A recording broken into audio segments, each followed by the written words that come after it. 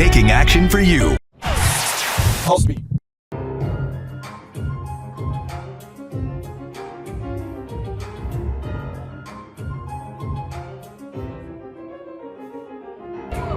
Detroit is known for music, but we have a fashion pedigree that really is unmatched.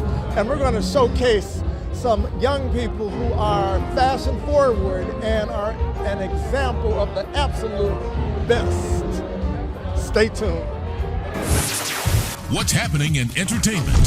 From Tinseltown to the Big Apple, this is your weekly entertainment magazine with Greg Dunmore of PulseBeat.tv. Pulse of a new generation. PulseBeat.tv.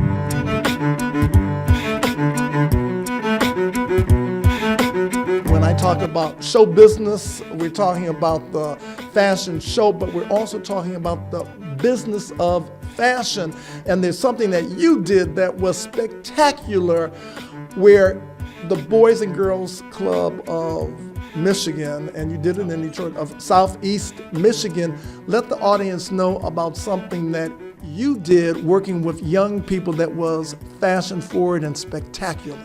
Well, we do their annual fashion show for the Boys and Girls Club of Southeast Michigan that they call, it's part of their programming. And with the students they take from 13 up to 17, they are given a full program of design. So they learn everything from sewing through pattern making, draping, sketching, all the way up to the finished product. Well, this ball gown, it was constructed by a young person. And can you just give us a little walkthrough on why the construction is an example of great talent? Yeah, so they made everything from constructing the skirt. The top is actually, it's not a dress, it's actually a top. So they've actually done everything from finishing the adding buttons to how it closes to even making the cage that goes up under my dress. Like, they did everything.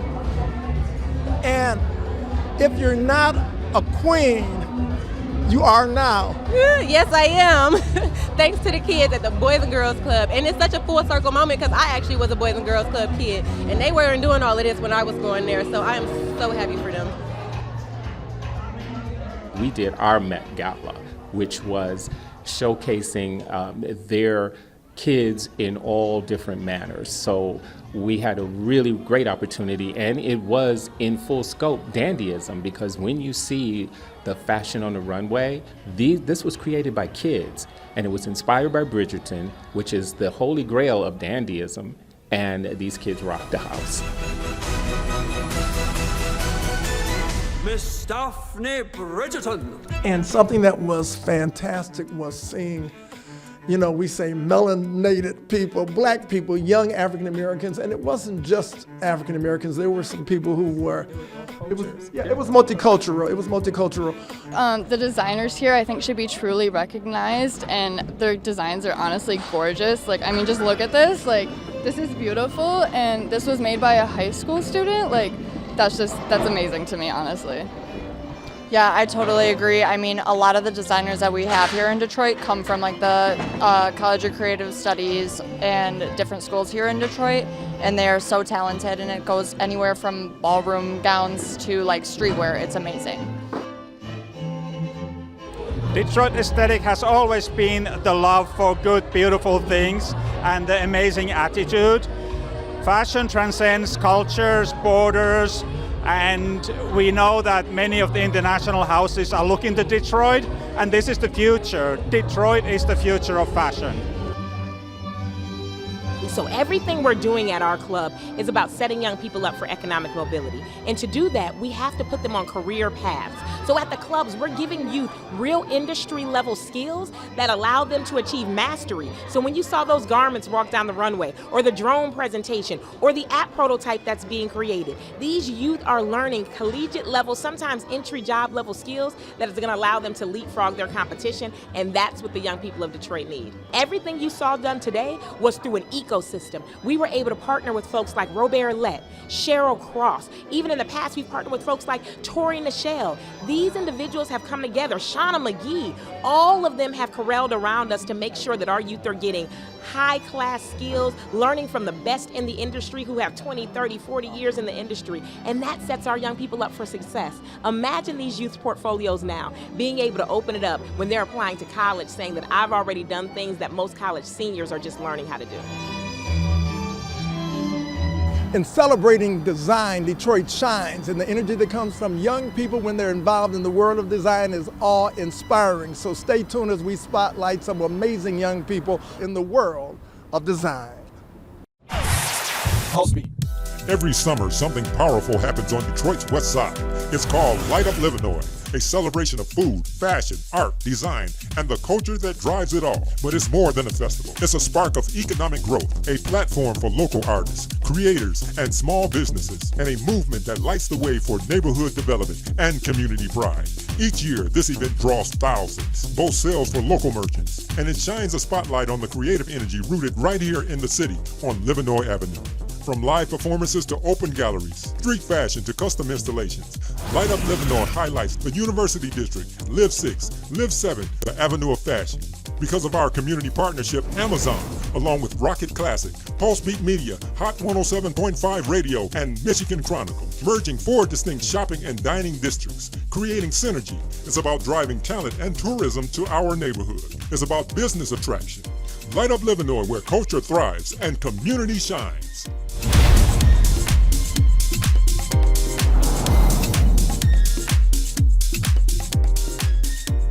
Hello, Detroit. On Tuesday, November 4th, a general election is scheduled to elect the mayor and other city officials. Please return your absentee ballot by mail, drop box, or at the Department of Elections. Polls open at 7 a.m. to 8 p.m. on Election Day. You can ride the DDOT buses to the polls for free. To find your polling place, visit our website or call 313-876-0190. So let your voice be heard and vote. PulseBeat.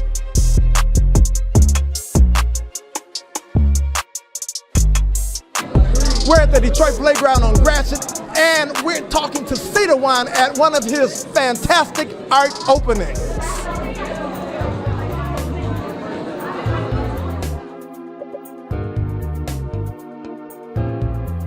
So my name is SEYDEHWON Nagby, the one who exceeded all expectations. SEYDEHWON, that's what my name means.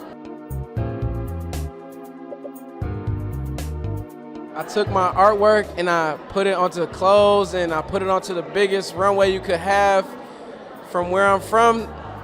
That's amazing, you know, it's no bigger stage than that. I feel like I'm just living my dreams right now, you know, I'm still taking everything in. It's a huge point in my career.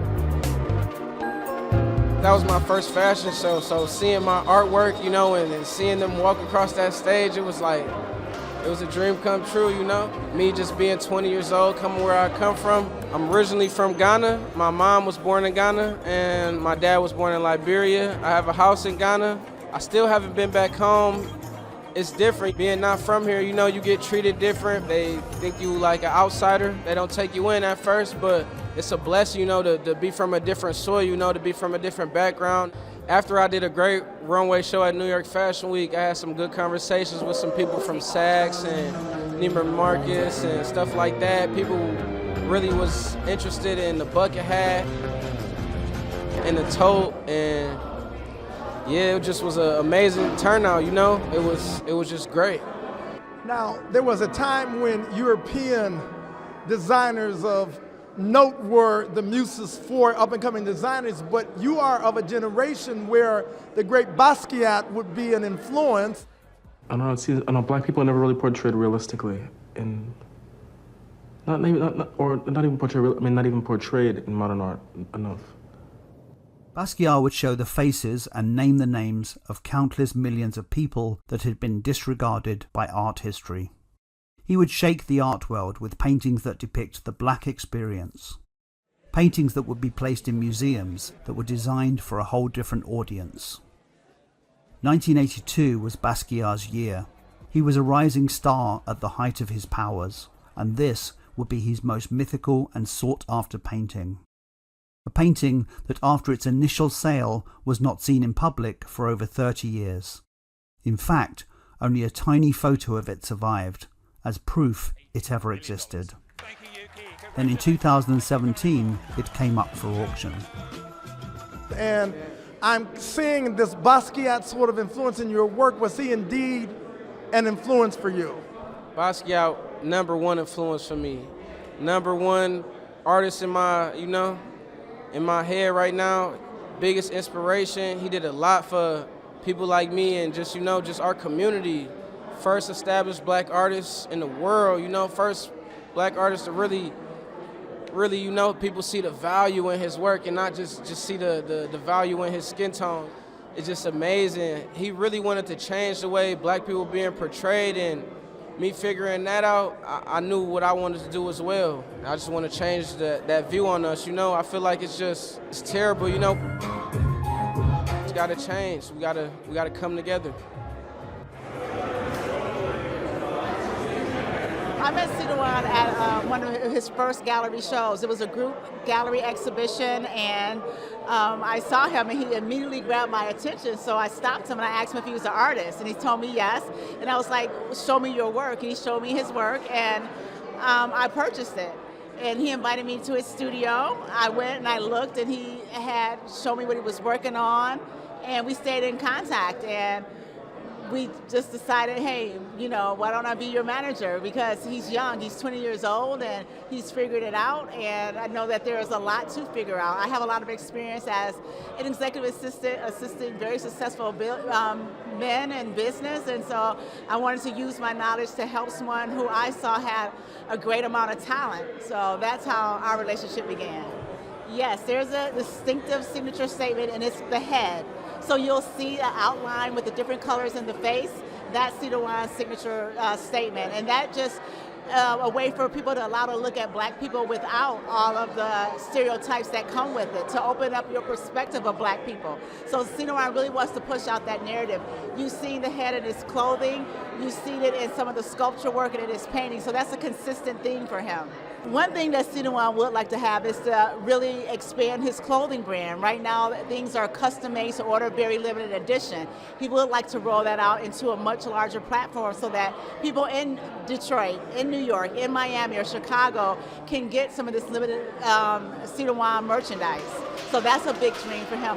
Art is his passion, but clothing sometimes can be his canvas. He doesn't just limit it to a blank canvas, but he puts it on clothes, he puts it on bags, and everything is unique. It's not something that is made in a factory. SEYDEHWON's clothes are like hand painted. Nothing is the same, and so I think that's what's really unique and special about his clothing brand. Fashion Week is the pillar and the platform for fashion here in America specifically. So American designers really get their edge and they get their notoriety from being able to do Fashion Week New York. And from there, it's about brand building. It's about being able to now convey your message, your thoughts, your design, your power into sales. Because we all know that, for those in the industry understand Fashion Week is about how do I get my product to the market, to the masses, hopefully. And so with SEYDEHWON, it was an absolutely great opportunity as an artist and a designer. So you're mixing fashion and art in one platform. So being able to be on that stage in New York, to be in the mix with other great designers, everyone from, it could be a Calvin Klein show, it could be a Vera Wang show, but you're in the mix of what's happening in fashion today, and that's hugely important. You see the beautiful Christmas of his fabrics. You see that art is a huge, huge component of what he does. He has infused his sensibilities into each piece, whether it's a hoodie, which is more your urban lifestyle wear, or if it's a comfortable dress you can wear on the beach, but these are pieces of art. It's not just clothing. He's taken a piece of his soul and a piece of his integrity and placed it in the fabric, and that is art. You know what, I want to applaud you because you're spotlighting some of the most dynamic young talent, not just locally, not nationally, but really happening any place on this planet, because you guys are located in the heart, literally in the heart and soul of downtown Detroit. What is it about Detroit energy that is producing such world-class talent in design, fashion, and art? Well, I think the main thing is respect, the absolute honoring of collaboration in the correct way. And Detroiters, everyone says there's grit, but there's a humble rumble. Came across SEYDEHWON. He was actually at an opening of one of my son's buildings. He does multi-family housing, and they do show a lot of art. And so he was, again, SEYDEHWON was leaning kind of against the wall, just observing and kind of being quiet in his, artful, kind of looking around, things like that. That's how I met him. And then Chuck came to me and eventually had said that about SEYDEHWON, etc. So today, we got a little bit of some archive and some new work from 2025. Like, I've been working on this art since I was like 20. I'm 23 now, so I ain't did a show all year. This really for the community, and I wanted to bring everybody together to celebrate my birthday. But yeah, this work today, man, it's just me being creative, Now, you're doing this in the heart of Detroit, and there's a new mayor. It's going to either be Mary Sheffield or Solomon Kinlock. We want the mayor to be sensitive to the artistic community.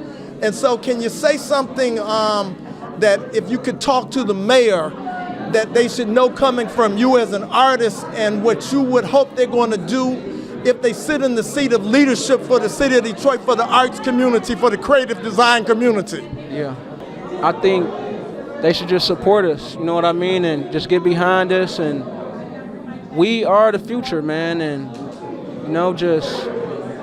just get behind us, support us, everything we got going on, all the Detroit artists, we just finding ourselves on a different canvas, everybody creating, everybody creative, so that's what I would tell them. I was very unfamiliar with his work, man. I got a great friend of mine who put me on just recently, and I was amazed. And I was like, man, I gotta come travel and come see this in person. So I feel like this deserves to be a household name already. I feel like he's in touch with his roots. I feel like he's also, bringing a futuristic mindset with it as well. So I'm excited about what he got going on, man. I'm a fan already. Just looking at his exhibition today, it just seems so unique and different, and I believe that's what adds to his talent. So it's so amazing to see all the work that he has put into this exhibit. Yeah, Basquiat, I understand that. I know he is inspired by Basquiat, and I see the parallels in that. Like, his head figure represents black men having to kind of code switch and put on a certain face to be accepted in, the corporate world by the dominant society. So I can see those parallels. This is definitely a step in the right direction, for the community of Detroit. PULSEBEAT. Hello, Detroit. This is Deputy City Clerk Andre Gilbert, reminding you that early voting begins Saturday, October 25th, and runs through Sunday, November 2nd. You can cast your ballot at one of our 9 early vote centers from 9 a.m. to 5 p.m. In this general election, we will elect the mayor, city council, city clerk, and other city officials who will shape our future. To find the location nearest to you or to learn more, visit us at detroitmi.gov/elections or call us at 313-876-0190. I'd like to personally invite you to our Party at the Polls block party on Saturday, October 25th from 9 a.m. to 5 p.m. at 2978 West Grand Boulevard, as we proudly kick off early voting. Let your voice be heard and vote early. Our future is in your hands. What's happening in entertainment with Greg Dunmore of PulseBeat.tv. If you like what we're doing, please tell a friend, or if you want to see what we've done again, go to PulseBeatGlobal.com. That's PulseBeatGlobal.com. PulseBeat.com. You can also go to our PulseBeat TV YouTube channel and you can revisit what we're doing. And once again, you can tell everybody that we're doing something that is so exciting that they wouldn't want to miss it. Remember PulseBeatGlobal.com or the YouTube channel PulseBeat TV. Thanks for telling the world about it. And there was another homecoming that took place at Pencil Lewis College, which is a school of design, the newest HBCU, which is a historical black college in the city of Detroit. And they are doing some things that signal excellence in foot design. They have a conference, the BFF, the Black Footwear Forum, and we talked to some, well, history-making black footwear designers. So continue to watch and you're going to meet some people that we're excited to introduce you to. BFF Black Footwear Forum, and you are history making. So let this audience know, would you do us the honor to let us know why you have to be noted in the history of black, well, really the history of designers? Oh, that's exciting. I'm very honored, thank you.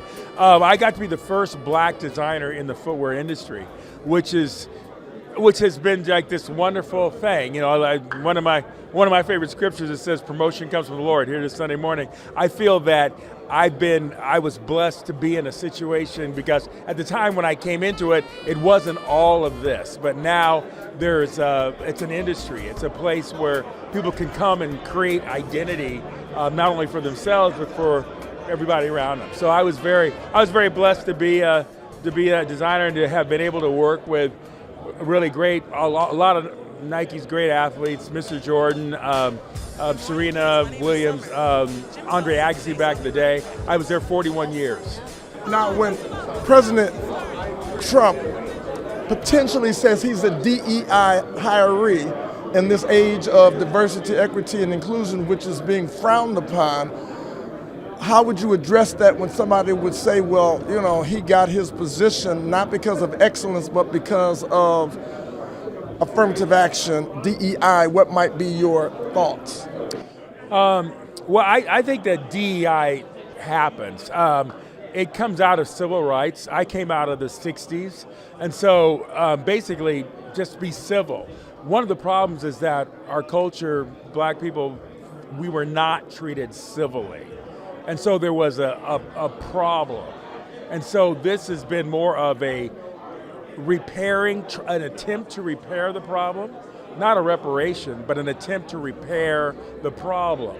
And so that's all diversity and equity and inclusion is to basically bring the equation back. And it is an equation. It's not just, you know, you want to promote diversity. What you want to promote is equality. You want to promote things to come to the same level. So it's not even a conversation. 5 does not equal 3. It's not. That's not it's an equation. So you need to bring everything to 5, and that's all that DEI is bringing everything to 5. Now, I'm curious to know what inspired you to become a footwear designer. That's very unusual. That's fun. Thank you so much. I love your show, and I love where you're coming from. Mom. Mom's amazing. When I was 5 years old and I'm playing around with building blocks, she goes, well, you should become an architect, because architects make lots of money. And I'm like, oh, okay, I'll be an architect. That's the first, 4-syllable word I learned or whatever. But basically, she's the one who was the inspiration really for me as a kid. And I studied architecture all the way through school. That was my North Star until I came out. I worked in the world of architecture for a couple years, but then there was the industry was not really happening at that time, a lot of recession. And so my friend told me, hey, Nike's hiring people to do architecture for inside the company. I got to get a Nike eventually, and then inside of there was an intentional man there, a guy named Tinker Hatfield, who was the corporate architect. He's also now the guru of the footwear industry. He hired me as his architectural assistant. So he's the guy who kind of helped open the door for me. And so Tinker got me in there, and I followed along Tinker's path. And so, as I say, that intentionality was really part of the DEI expanse of Nike, and it's really what's been exciting is now being the first black footwear designer. They've now named their footwear design studio here after me, which I'm so honored. Dr. Dwayne Edwards did that here at Pencil Lewis College of Business and Design, and now I get to be an inspiration for the next generation of designers. End of middle school, high school, that it clicked that, oh, this can be a job. This can be a career path. I never met a footwear designer, never met a designer, period. But every time my pencil hit the paper or pen hit the paper, whatever I had in my hand, I was drawing shoes. So that just innate passion plus my grandma's direction of you should design for other people eventually evolved into designing shoes for other people. But even before that, not being able to, my parents, to afford the shoes and the number of shoes I naturally wanted as a kid, I would draw what I couldn't have. So now, who gave you your first professional opportunity to put your name on something as a footwear designer? Timberland, actually. I started at Timberland in 2018 and started as an intern. Had to prove myself, and they only gave me a 6-month internship. From that 6-month internship, I was able to parlay that into a year-long internship. And from that year-long internship, I just kept working, and got a full-time position. I'm a PLC alum. I did the Hoka footwear design track last year in October. And you're from what city? I currently live in Atlanta, but I'm from Richmond, Virginia. I came here to learn from the greats, and I'm happy I was able to. Being here isn't something you can put into words. It's actually an energy. It's a feeling that you get, because when you're here, you're surrounded by individuals that love, have the same passion for the things that you love, which is usually footwear or design. And you get to meet people from all walks of life. Like I just met Andrew, right? He from Baltimore or Maryland, who designed at Timberland. This form, maybe in life I'm destined to meet him somewhere else if this didn't exist, but because of this I was able to meet him. But not only him, tons of other people that I looked up to that I thought I would never have access to, like Wilson Smith III. Back in the day when I was an elementary school kid, and when we said I was black and I'm proud, that still exists today, and that it's matured, and now it's in corporate America everywhere, and it's own your power. That's literally what it is. It's learning how to own your power. You know what I'm saying? We all have that power inside of us, and now this event, this beautiful annual event, is teaching us to own and master that flame that we have within. Thanks for watching what we consider to be some who knew and now you know moments on PULSEBEAT with Greg Dunmore. And to the next go round, we appreciate you. PULSEBEAT. Hello, Detroit. On Tuesday, November 4th, a general election is scheduled to elect the mayor and other city officials. Please return your absentee ballot by mail, drop box, or at the Department of Elections. Polls open at 7 a.m. to 8 p.m. on Election Day. You can ride the DDOT buses to the polls for free. To find your polling place, visit our website or call 313-876-0190. So let your voice be heard and vote.